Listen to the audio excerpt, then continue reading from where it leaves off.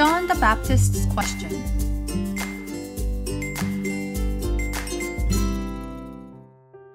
Jesus called his disciples and taught them about the kingdom of God. And then he sent his disciples to various places in Israel, like missionaries, to spread the words about the kingdom of God.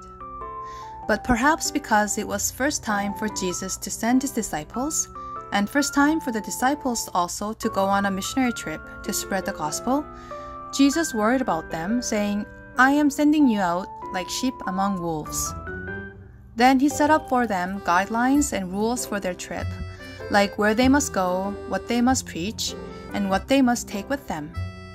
The disciples did as Jesus taught them, and soon stories about God's kingdom and Jesus began spreading across Israel.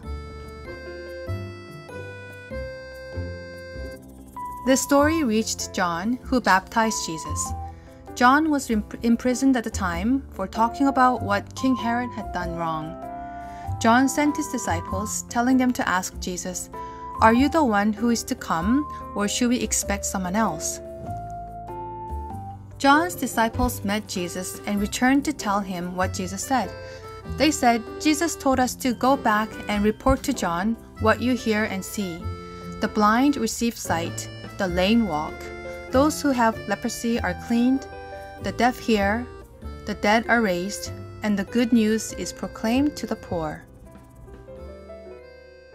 What John's disciples saw and heard from Jesus was actually what the prophet Isaiah had said already hundreds of years before Jesus.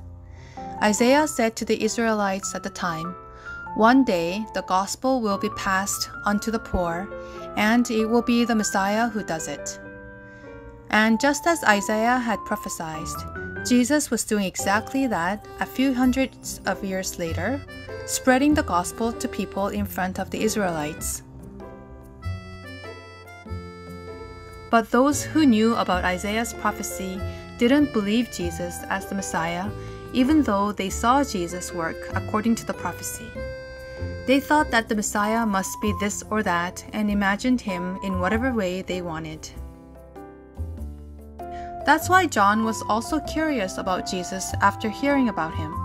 So he was asking Jesus to say something like, "I am the Messiah," if he really was the Messiah. But instead, this is what Jesus said.